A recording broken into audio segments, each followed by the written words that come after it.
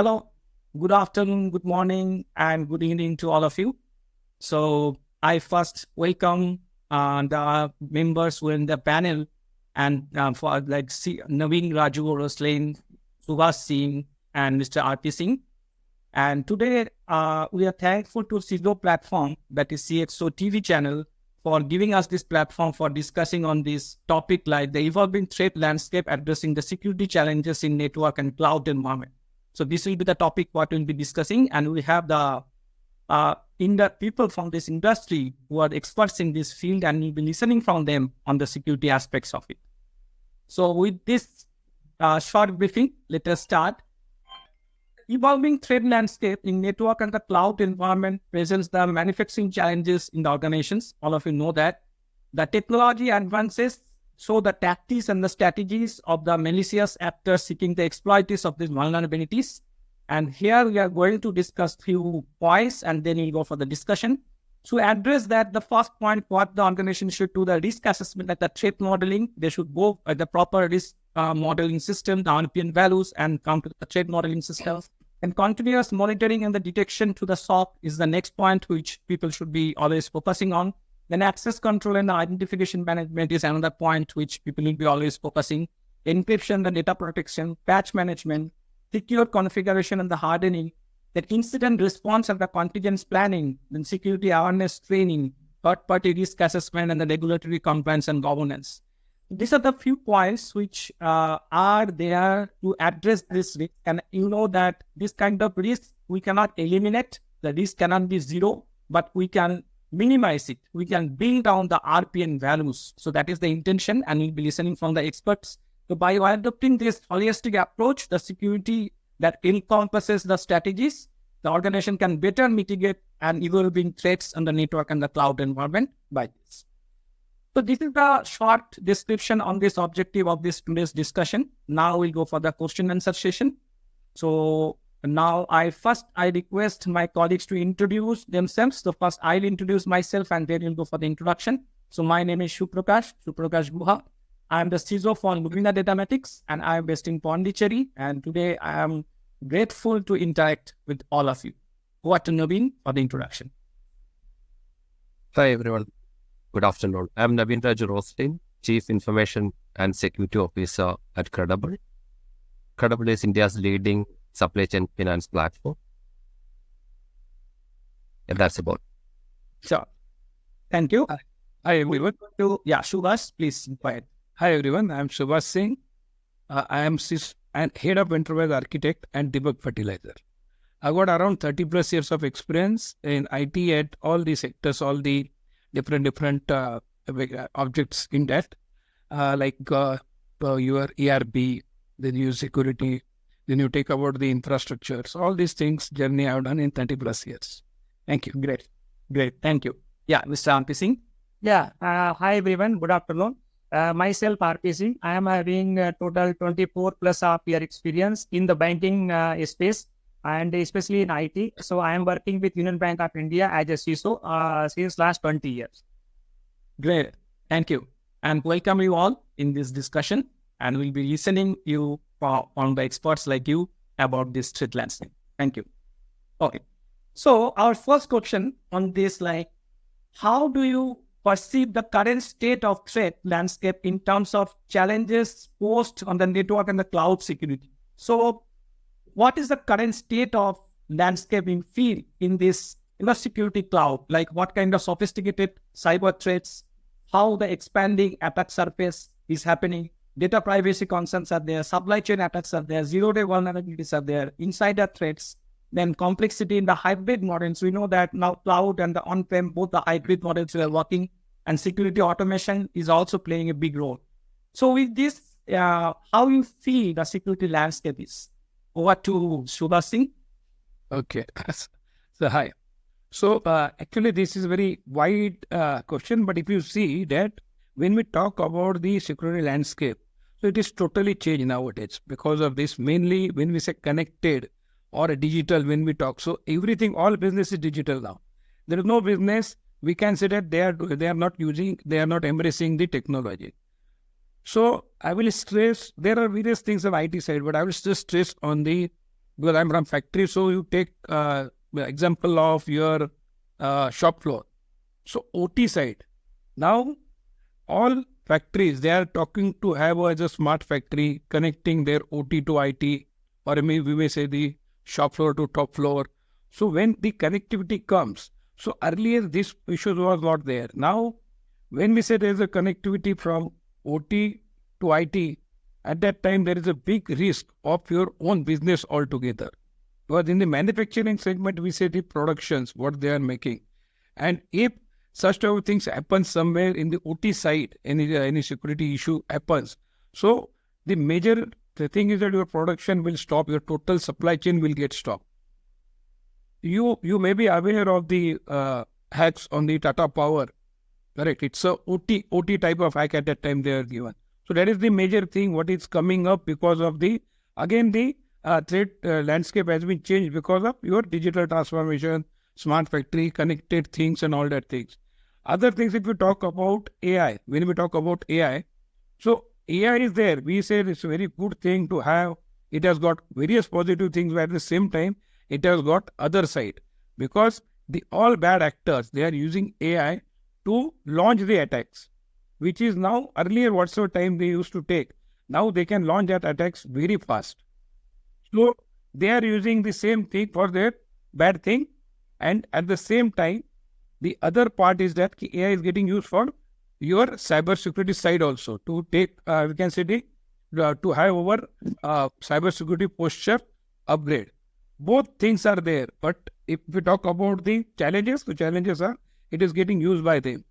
Third and most powerful, most impactful thing now came up is your data privacy. Now DPDP Act for India is already given in August, it has been started.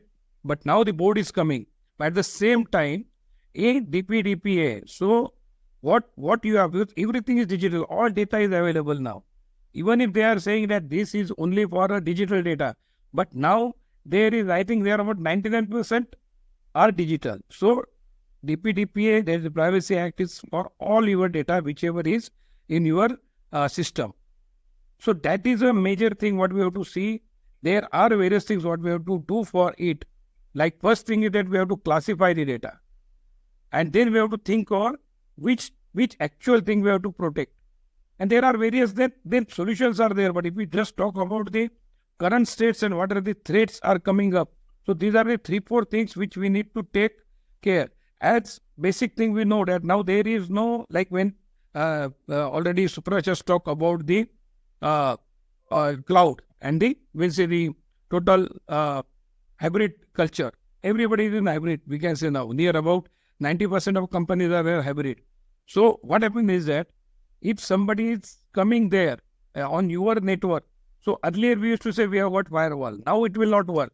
It is not the only thing. So people are embracing the zero trust, which is, as of now, it is must. Earlier they say it's okay, this is one of the tools we have to use. But now zero trust is must to tackle such type of things. Because when we say this is hybrid, so we don't know where what will happen. Well, it's not only a perimeter. There is no perimeter as such as of now. So that is the major thing what we have seen. Also, I think he has touched about the security automation. That is, we talk about SOAR. It is a very good part. SOAR is mainly it is for your whatsoever threats are coming up, how you can work on it, resolve that threats automatically. That is a good part. But we know there are the cases that people are used that automation for some bad actors have used that for the other way around. So we have to think of that also, how we can use that properly. That is the thing, and for this we have to have a multi-layered approach to come to this particular resilient ourselves. And as I also one more thing we should know is that there is nothing called that we say that we are secured. We have to see how resilient we are. So we can't reach 100, but we have to be resilient. We have to take into consideration that hack will happen. We have to see to it if hack happens, how resilient we are, how quick we can come up, what is our incident response. So these are the things that are required if we see the current landscape and to work on it. Thank you. I think you have touched upon a very good point. So you have touched upon from this digital world, OT to IT connection, smart factory, AI launch attack, BPDP app, data classification, incident response, resilience. I think you have given a very good approach in this whole platform. So thank you very much. We'll come back to you again. Thank you. Yes, very good. Now we'll go to Navin. Navin, what are the common misconceptions or myths surrounding the network and the cloud security that you often encounter, and how you address them? Yeah, so there are multiple misconceptions about cloud and network. Generally, almost 5-6 years back, when cloud came into picture, almost everybody thought security by default is part of it. So the moment you move your workload and run it on cloud, by default, you will get the security being covered, right? Eventually, when that migration happened, people realized there are different cloud computing delivery models, IaaS, PaaS, and SaaS, right? Based on different models, the different levels of shared responsibility being defined. And it's like the cloud service provider will take care of their own aspects of security, while the organization should take care of their part of security. So the shared security model is a concept that actually came up, and organizations realized this once few of them actually migrated to cloud. So it's very important to understand that cloud is secure. Over the years it evolved, but organizations should have cloud security services, tooling, and strategy enabled so that they could actually protect their workloads data that's hosted on cloud. So this is a misconception which eventually faded away, but in the earlier days of cloud adoption, this was there. Then coming to perimeter security, we all used to think that, okay, firewall is the only guardrail we need to protect the data within our network, right? With cloud adoption, the perimeter security is fading away, right? Almost all the organizations are moving towards private or public cloud, right? And the data is moving out of their perimeter. And hence, having only a firewall and limited rules may not help you. We need to have strategies like zero trust architecture-based kind of tooling, zero trust network access protocols to be enabled so that any access to the cloud where the workloads are running can be protected. So moving out from having firewall only will protect your data and workload is a misconception, which eventually is fading away. A lot of organizations have started adopting the zero trust network access strategies. That's an adoption heavily happening today. Even eventually started 3 years back. Then using firewalls, even if your workloads are running on, let's say, on-prem or within your network, having a old age firewall may not actually help you, because the threat actors has evolved, the threat patterns has evolved, the threat landscape has evolved, right? A diverse type of threats are coming, which needs next gen or new gen kind of protection layers. That's where maybe adopting next generation firewalls with advanced capability like intrusion detection, intrusion prevention, or endpoint protection, advanced, encryption, web proxy, right? A lot of technologies and toolings integrated into the firewall capability and offered us next generation firewalls are a must in today's world. Then we all used to think that, okay, it's the large enterprises like the Facebook, Microsoft, who will actually undergo a kind of attack. That's a notion, but eventually almost everybody realized that the size doesn't matter. It's primarily how you protect your data and your workload that matters, right? Because there is a huge external surface scanning toolings and strategy available which attackers might be using. Even if you hide your data, your information, they would be able to scan and identify, right, against your organization what are the externally exposed kind of workloads or artifacts or assets, right? They would be able to scan and identify. They could create malicious threat patterns and then trigger a kind of attack. So the size today doesn't matter. What primarily matters is the security strategy, controls, and the process you have in place, orchestrated through, let's say, a latest technology, including a SOC, SIEM-based kind of SOC, SOAR-based technologies, then next-generation firewalls, zero trust model, and your organization's capability to enable DevSecOps-enabled left-shift paradigm integrated software development. And Navin, great. I think you have given a very good approach to the whole, perimeter security perspective. You have started with the gaps in cloud security, then the shared security model is a misconceptions, and then cloud security strategy you have to build in. Then perimeter security is a concern because there is no perimeter now, and firewall only will not help. That also you have, touched upon. Then zero trust, the next gen firewall you have told, encryptions, and the SOC and the security strategy in the multiple platforms how to manage. So you have covered very nicely, and we have learned many good points from you. Thank you. Sure. You're welcome. Now we'll go to Mr. RPC, Mr. Rudra Pratap Singh. The question for you is what are some potential pitfalls or challenges the organization should be mindful of when they're transitioning the critical workloads and application to the cloud from the security perspective? So whenever you are moving, what are the things we should keep in mind? Yeah, what we? Yeah, thanks, Guhaji. So actually, let's say we can just think cloud. Now, other speaker also spoke about what are the benefit of cloud, why we should go adopt cloud.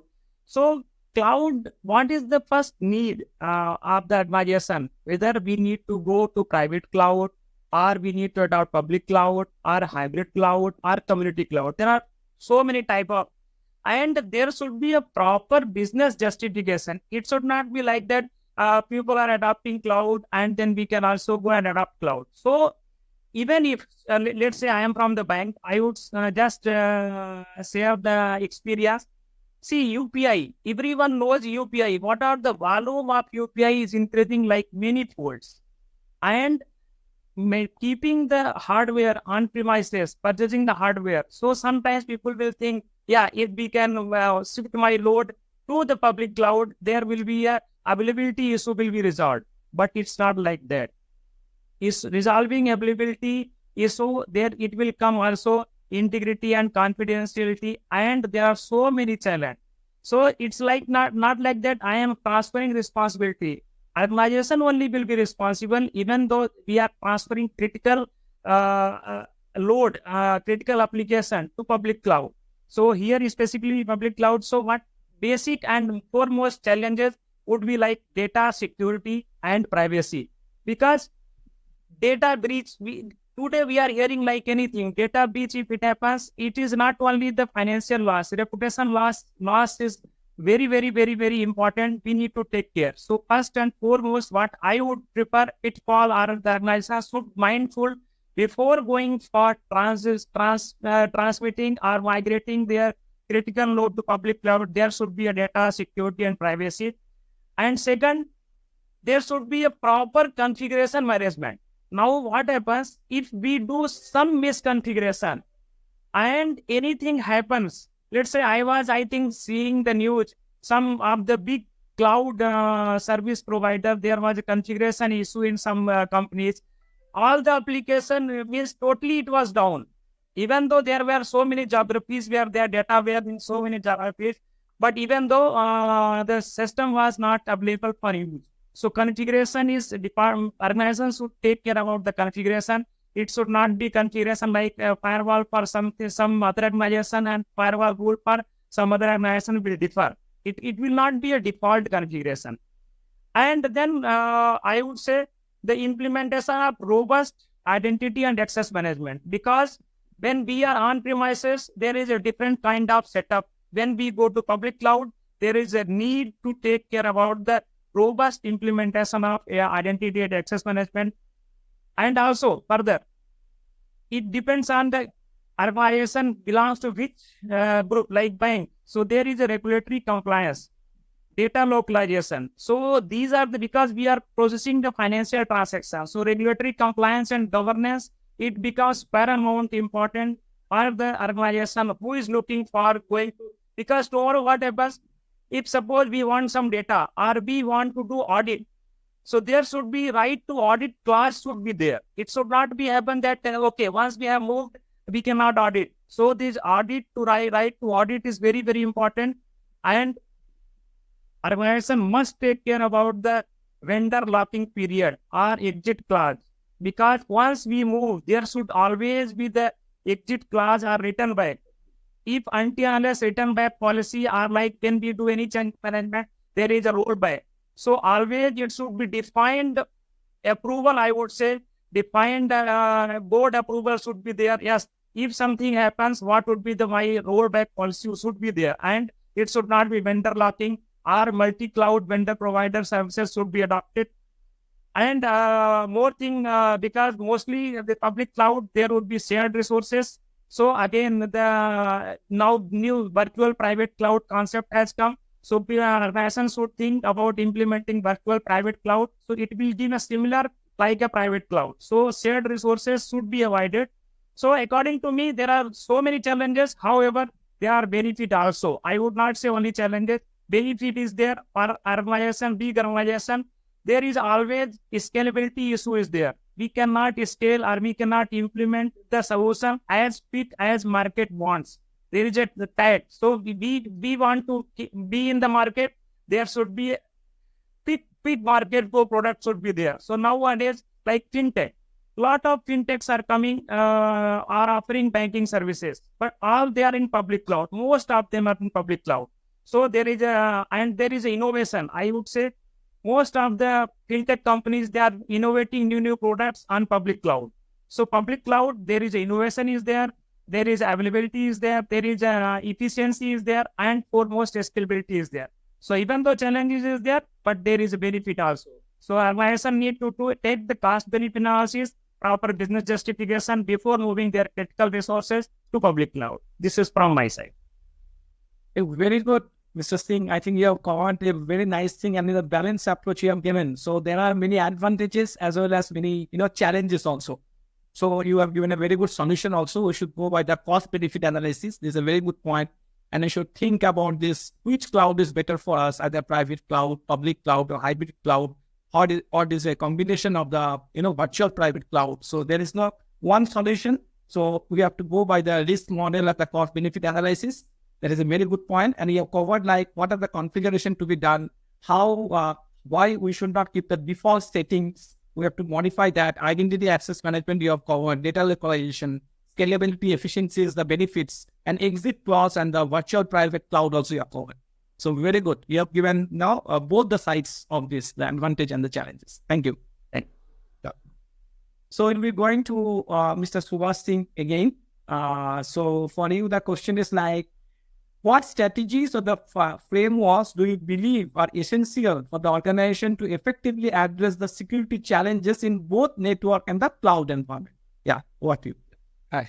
So first point is, like all my other speakers have already told, is that it's now we can say the truth that every organization will have a multiple cloud and also their on-premise. So when we say hybrid, it is not one cloud, it will be all 3-4 hypervisors, their own premise and all that things. Why? Because what happened nowadays, as already my friend has said now, RP Singh has said, that innovations people are doing on public cloud. Because when you want to innovate something, so you have to put your all effort on the core area and not on having all your infrastructure in place and then to work. So to do that, your public cloud is the correct way to go. So they are going, which is very correct. And to embrace that innovation, we all have to use that. Correct. So this is the fact now when we say that we are in an age where we have to be on the multiple cloud. We have to be on whatsoever people are working, they are working from anywhere. So all these things are in place. Now it comes that we know there are the multiple issues or security lapses may happen, may come. So what we have to do is a very brilliant question, and it is must that everybody should think on that line, because if we do something on that, then only we can embrace with new technologies, new innovation, and our organization can go one step ahead. Because competition is very high. Correct. So coming to the question what you have said, see, considering this, we should have some comprehensive approach for all these things. How to tackle this? Now, there are some pointers I will say that first and foremost is, I think it's the employee awareness. Awareness of the cyber security. What will happen? Suppose, as our friend has already told, suppose we have to go on cloud, public cloud. So our team should know that these are the risks. If we know the risk, then we will do something on that. But if we are not aware, it's a big issue. And it should be known to everyone. So cyber security is not a CISO job or even security team job. It's everyone, because this all that when we talk about the cloud and all that things, our business, our departments, whatever departments are there, they are directly embracing that particular solution from the cloud. So they should be aware if they are using this particular thing, these are the 3, 4, 5, 6 risks are there. So we have to work on these are the solution to this we have to use. So employee awareness is very important. We should do that. Another point what I feel is that now everybody, as we discussed also, that for security resilience, we have to have multiple solutions. It's not one. Our friend has talked about zero trust, then IAM, then we talk about VAPT solutions. Everything is there. But there are multiple things. How it can be used? So for that, what we should use, that are the things that will remain as it is. Correct? We should have something called, when we have to test our own environment, our own security posture, we should do something called breach attack simulation. Because whatsoever we have, my friend has already said about configuration. Correct? Whatsoever we have, that tools are not bad. I am saying, I am not here to say this X tool is good and Y tool is good. I am saying both are good. Some very, very good tools are getting failed because of something related to configuration.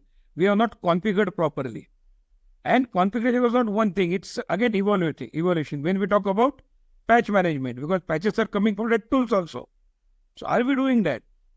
If we do the breach attack simulation, red teaming, such type of things, then your own solutions will get tested with the scenarios. When we talk about a scenario, so with that scenario, we'll just check our tools are working or not. So it is not only what we are doing earlier, VAPT. This is the actual thing what we have to do as per our solutions. What we have, on that we should do.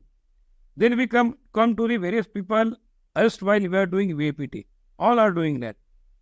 It is getting done quarterly, somebody is doing half yearly, yearly, and it's so on and so forth. I say you keep that. I'm not saying no, but there are the tools available nowadays which are the real-time VA is happening. I'm talking about VA now. PT comes in our breach attack simulation or red teaming. When we say VA, so we are doing multiple things, multiple applications are coming up. So even if we have got something in place, we touch that various time. So there may be some new vulnerability may come up. If we have got some tools available, which will give you the where you are, correct? That type of tools are giving you rating also. They have got proper framework. They are giving you rating where you are.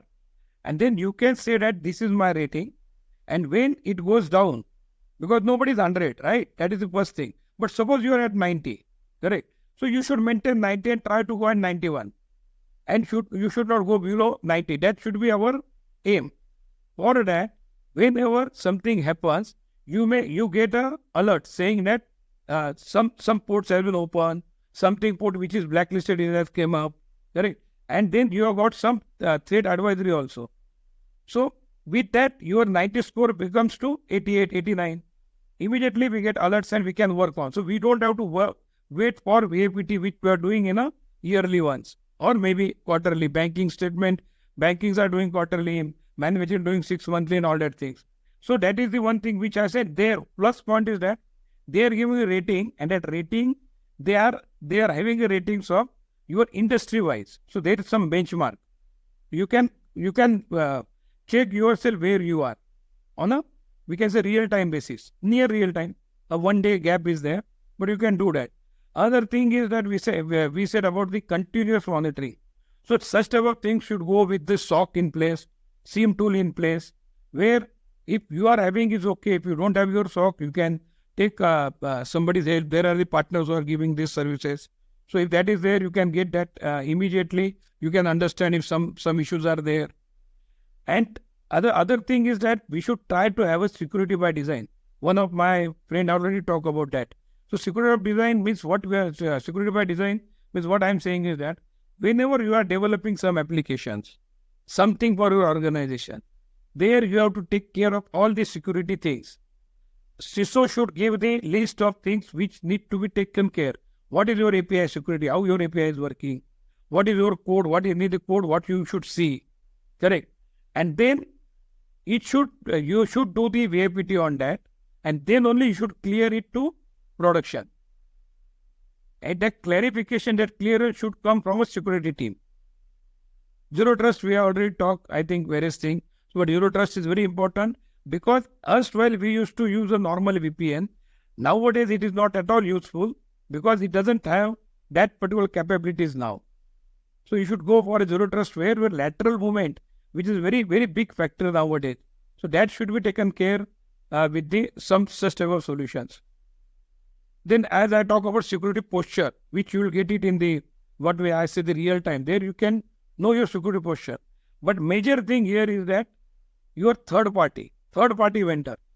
Now, if you have got everything in place in your own area, but you are not aware about what your third party are doing, whosoever vendors, partners, customers are coming to your system, what is their posture is very important, what they are doing. So third party assessment should be done on regular basis. Some periodic basis you have to decide, and you should have what your particular vendors, customers or dealers are having their security posture. Is there any vulnerabilities in them? Because that vulnerability will pass on to us. So that is very important path forward. Then we talk about the strong patch management. Because everybody, we have seen various big companies, big organizations have got hacked. So they have got everything in place. Then also it has happened. Why? Because maybe because of configuration, maybe because of the patch not doing in time. Otherwise, their solutions or tools are, we can say, world-class tools they are using. Their security budget is in multi-fold. But then also it is happening. Major thing is mainly the insider threats. That is your awareness, what I talk. Other thing is your configuration. And whatsoever tool we have got, you are not checked in time. So that is the say from our side. What we have to do to take care of all these things. Very good. Thank you, Mr. Subhash Singh. You have covered very nice, background and the process you have given. You started from the comprehensive approach, the employee awareness. You have again and again you are stressing, because that is the most important thing. People should know what they should do and what they should not do. They should understand the risk. Then the cyber security is everyone's responsibility. I like that statement. It is not only CISOs or security team's responsibilities. Our work is to educate the people, but responsibility lies with everyone on their aspects. Breach attack simulation, the net teaming we have touched, real-time VA, zero trust model, and inside the threats is also one of the things. That the vendor management is very important. Like, we are depending on vendors either from the production side or from the operation side, and we are not very much concentrating on what they are doing. So that also is important. We should follow that. Thank you very much. Thank you. We'll come back again. So next we'll be going to Navin, Raju. So Navin, over to you. And the question for you is like, how does the banking organization approach incident response and recovery planning to ensure the resilience against the cyber threats targeting both network and the cloud assets? So what is the IR? Yeah, go ahead. Yeah, so I primarily come from the fintech background, but working very closely with banks. So Singh would be the right person to answer this, because he is coming from the banking background. But since we offer fintech platforms to banks, I know about how exactly it works in the banking and fintech organizations, where we follow a comprehensive approach to incident response and recovery. Primarily, these are intentions of the organization itself, but mostly sometimes driven by the regulatory requirements. Like in India, we have RBI master directions, which mandates that a level of security needs to be ensured as per the guidelines provided. So by default, all the banks, even associated fintechs, would be expected to actually comply with those regulatory requirements, right? Primarily, when you approach a comprehensive incident response and recovery strategy, right? First thing you may do is the risk assessment and risk treatment. So identifying the different assets, different processes within your organization, then identifying what are the different threats, then identifying what is the risk level, and then you may eventually decide based on your risk treatment strategy, right? Whether a risk can be accepted, mitigated, or transferred. If you realize that, okay, there needs to be a reduction that needs to be done, then you may come up with alternate controls to be implemented, right? You identify those alternate controls, you plan for it, you implement it, you do a risk reassessment again to check, okay, whether the risk rating or level came down or not, right? So almost all the banks and fintechs generally follow a rigorous risk assessment and treatment process. They may have a comprehensive policy, and the process is tightly aligned to that policy, and at least once or twice in a year, minimum, all these organizations conduct this risk assessment, and they tie this risk assessment as an evidence item as part of their internal audits and external audit, if at all they are compliant with some security standards like ISO, PCI DSS also, right? The second I could recollect is the incident response plan. Almost all the organizations in the fintech and banking sector do create an incident response plan detailing out various type of incidents that could come in and how they could actually counter it. The plan would be there, and the plan would be communicated. Training would be conducted across the organization. And I have observed that especially a trial will also be conducted. That's a mandatory step. Having a plan and training is not always sufficient unless you try and see whether your plan is intact, whether it works for the real incident scenario. So at least once in a year, these kind of trials are conducted. The efficiency is being checked. If there are optimizations and improvements required, then those will be factored and the plan would be accordingly amended, and highly efficient incident response plan would be created. Then, of course, you are having a risk assessment incident response plan. But what if you don't monitor and identify threats, right? You have the workloads and data residing. That's where you deploy, we already discussed about this multiple times here. We deploy advanced threat detection services capabilities, deploy SIM, security information and event management services, then intrusion detection, file integrity monitoring. Then today, if you host your platforms on cloud, then cloud endpoint protection, you have seen up, right? A lot of cloud native security services you would deploy, and then eventually integrate into your SOC service. If you are a small organization, generally, the organization would prefer to outsource your SOC operation to a third party because they bring in the scalability, they bring in the expertise and the knowledge who can actually support the organization in getting threats identified and remediated. Larger enterprises may have a SOC fully established. The internal team would cater to it, right? So continuous monitoring and threat detection would be one aspect. Then, as mentioned, training and awareness, very important. Most of the cases, I remember 5 years back, I used to conduct this, training and awareness through PPT-based kind of training, maybe 1 hour, calling in all the people into a room, then giving them lecture on, okay, these are the best practices, this is how the security framework is in. But for non-tech people, generally, a kind of PPT-based training may not be an interesting one. That's where today everything comes as SaaS, right, as a service. So I have observed that there are few players in the market who came up with innovative and creative training as a service modules, which the organization started integrating into their training practices to make security training interesting so that people actually benefit from it rather than they spend 1 hour attending a PPT-based kind of training and then gaining nothing from it, right? So training and awareness is very important to actually protect from insider threat. People be aware of. You may have a lot of controls like phishing and spam controls at the email security gateway layer. But if people are not aware of, let's say, phishing attacks, right? Not all the services would be 100% secure. There would be certain phishing emails that would be coming and landing in your mailbox, right? Making people aware would help you to actually protect from the residual threat that would be coming into your organization's network. Then all these resilience, scalability trials, having a backup and recovery plan in place, disaster recovery plan in place, getting these tested once in a while, at least twice in a year, efficiency, checking the efficiency, checking whether these meets your RTO and RPO parameters which are defined and catered to. So having these policies, the setup in place, trials in place would help. And then if you are operating in this segment, then there would be regulatory compliance, the PCI DSS, the RBA master directions.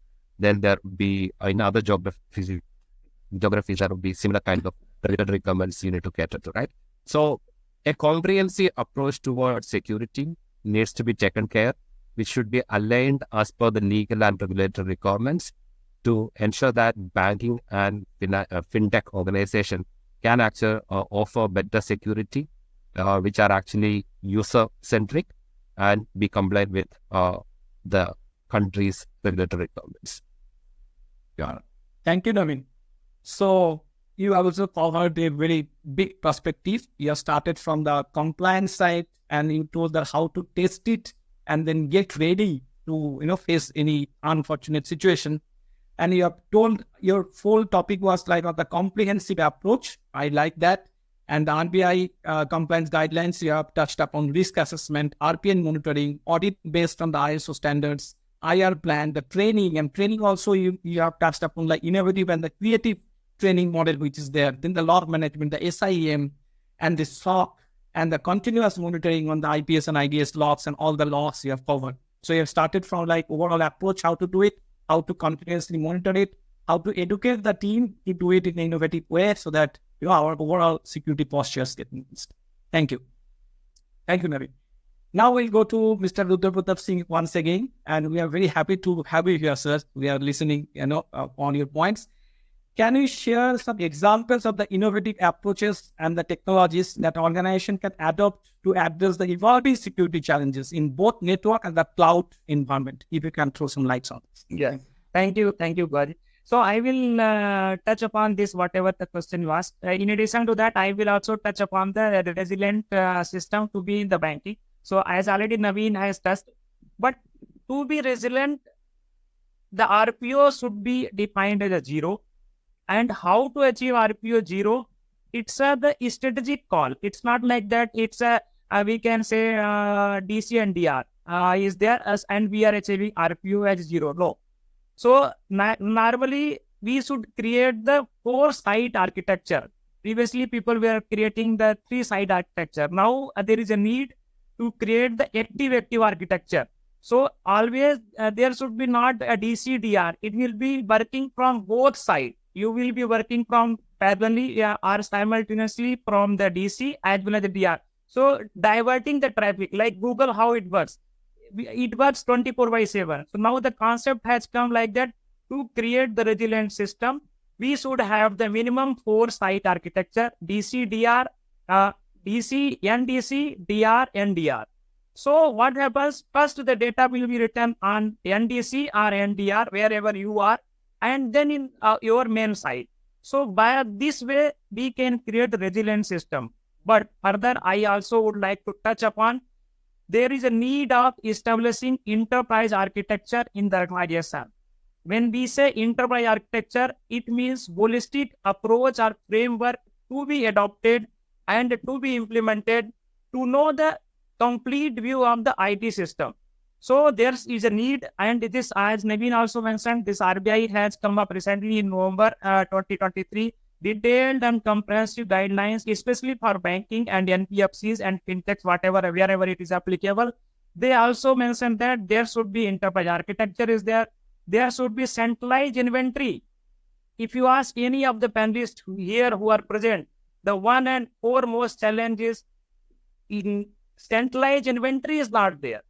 And inventory, we add the servers, we add the devices, but somehow the centralized at any moment we want to know that it is not there. And creating the data dictionary. These are the very, very important points. But now I will come to touch upon the whatever the innovative solution we need to implement in the cloud security, how we can address the cloud security. So everyone will speak about like zero trust architecture. So even if if American embassy also, if you go, it is written like that, trust but verify. So that's why we need to follow the zero trust architecture. We need to follow the everybody speak. Then there is a now concept has come, software defined perimeter. Now it is not that hardware perimeter or firewall only. There is a software defined perimeter solutions are there. If we implement, it dynamically creates the encrypted connection between user and IT resources. So here the security comes the first. So we need to think about that implementing software defined perimeter solutions. And when we speak about the cloud, so there is a cloud access security broker concept is there. Now this is also again a tool. Why I am saying innovative tool? So these are one of the innovative tool. If we implement, it gives a 360-degree visibility to the CISO especially, our IT security guys who are working on this. So this gives complete all the application, all the devices, what are the working. So organizations should think about implementing this cloud security access broker tool. This is very, very important. And now, because everybody knows there is a data breach, there is a ransomware, and lot of Gen AI, even Hack GPT is there.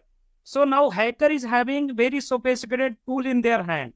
So we need to also think in the as mind of the hackers, and we need to implement some Gen AI based detection and response system. It's not like that once we will get compromised or we'll get victim of those, then only we should think. So there should be a Gen AI based detection and response mechanism should be explored upon. Then as my Singh sir was saying that foremost important is knowing our attack surface. It is very, very important. If we are moving to cloud, that then means everything will be taken care of by cloud service provider. So we should know what is my attack surface, and accordingly we should implement the attack surface management solutions. We should also know like continuous red teaming. There is a red teaming is there, but here we need to implement the continuous red teaming, and that should be automated. So there is a card. Continuous automated red teaming tools are there. So by using the card, definitely as a CISO can get more visibility that yes, if zero-day vulnerabilities are there and my system are protected. So, and everyone speak about this skilling of the our resources. So there is a need to create the cyber range team. So organizations should think to provide the training on team based, how the attack happens, how the response can be given. So there is a cyber need of establishing the in-house team, creating the cyber range team, which will be fully updated and fully on simulated environment. They can simulate what are the attack scenarios are there, how to respond the incident. So all those things are there, and ultimately there is a resilience comes to the picture. Means everybody is talking about stone and other things, but I would say these are the technology, these are the process, these are the methods which organizations should definitely look into it before, let's say, for implementing minimum, because this is cyber security is again a journey. It is not destination, and nobody can claim this. We are after implementing this, we are safe. So it is continuous, it is evolving, and to mitigate the risk of zero-day vulnerability, we should have so many people, process, technology, all those things. If we adopt properly, definitely organization will be safe, and then the cloud security can be addressed. Thank you. Thank you, Mr. Alpi Singh.